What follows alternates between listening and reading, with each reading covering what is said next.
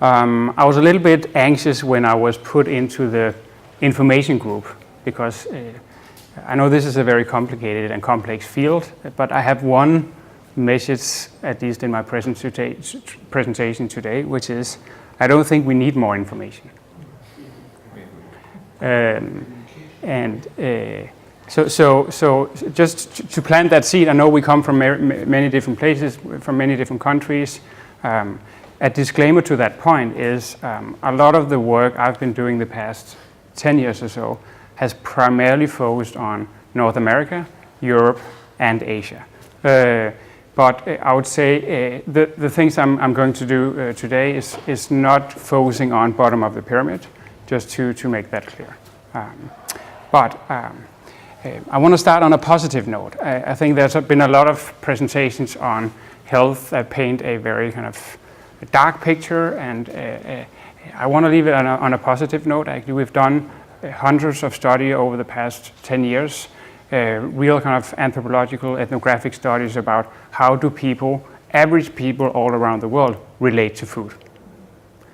And in a way, there's an optimistic story here, which is we are starting to see what we call a silent revolution in the way people relate to food. Not just among hipsters in Brooklyn, but even in the areas that Esben, the minister, referred to in the morning, in the desert areas. They're not there yet, but we see an indication of a change. And how do we see that? Well, we can see that when we meet average Americans, when we meet average Chinese in terms of how they buy, how they try to change behaviors, typically triggered around certain life events, whether you have a FedEx driver like the guy up here, former Haitian boxer, and he said, I simply used to smoke, drink, and only eat the processed food. It almost killed him. He came to a point where he said, no more, I have to change. He's not in all the reports you read in terms of millennials do this and this and that. He's an average, hardworking American, kind of in an emerging middle class. Sheng, which is a Chinese school kid,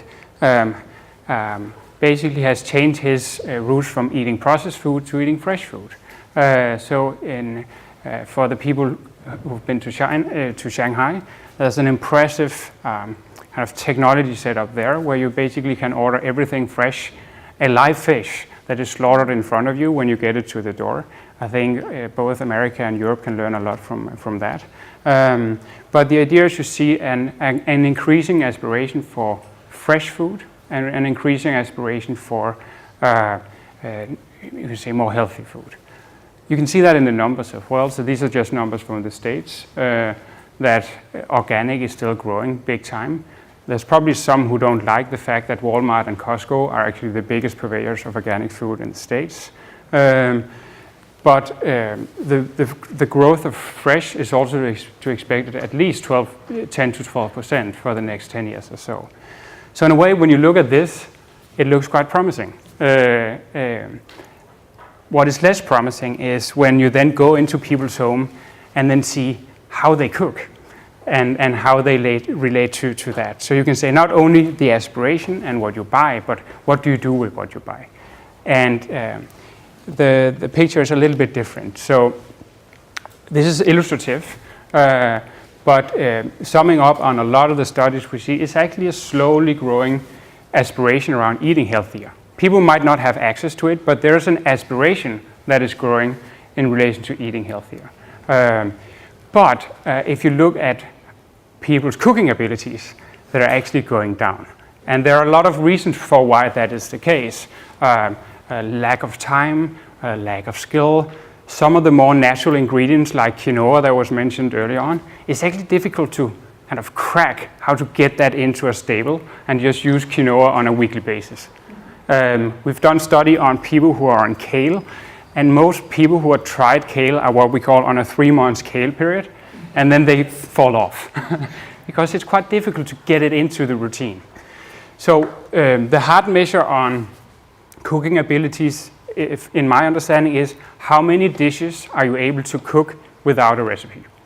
That's kind of the hard measures of how good of a home chef or chef are you? And this part is concerning. This part is concerning in the studies we see for us because it changes the way people relate to food. It changes the way people relate to ingredients. And you can say a misinterpretation of this, and that's having worked with a lot of food companies, some are here today, is to say, well, we just need to make it easier for people. Right? Let's just make it even more convenient so we take out all the hassle that is related to cooking. And I think that's a dangerous move. I know that from a profit perspective and a sales perspective, it's probably an easy way, but it doesn't help with that. Which means over time, people get more and more alienated from actually the practice of cooking a meal. So what can be done here? I can tell you what I don't believe or have seen very little evidence is needed is more information to solve that gap. This is just one piece of information from the US about what type of information consumers are looking for and have been over the past 5 to 10 years. And you can see in the numbers in terms of labeling, written information, whether that is ingredient lists, brand names, statements about health, that all speaks to the intellectual of health are going down. All of them are going down. And that's why I get provoked many times when you see more information is needed and let's write even more pamphlets or guidelines because it's hard to see, at least in real people's lives, that is making a big impact. It is noticed, but it doesn't change behavior. Yeah? So I want to show you just a model I would like you to think about for the discussion, which is a model around how you acquire competencies and build competencies over time. And it's actually very, very simple. And there are two we say, behavioral logics in there that one is good for this and one is not so good for this. When you acquire knowledge and build skills, whether that is learning French or whether that's learning to drive a bike, you start with on an instruction level. You're a beginner, there's a vocabulary or grammar you need to learn, and then you basically move up. That's instruction-based learning. There's stuff you just need to decode. All of the information I see out there in terms of incentivizing people to eat better is primarily focused on instruction level. More recipes, right? More information about nutritional profiles, more information about, don't eat this, don't eat that.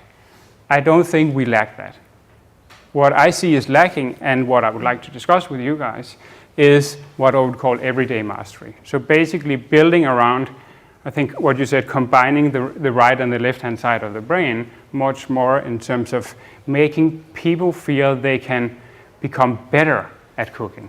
And not better by being like ReD, because that's not the ambition, but a simple measure is that I can cook with 1 or 2 more ingredients next week than I couldn't today.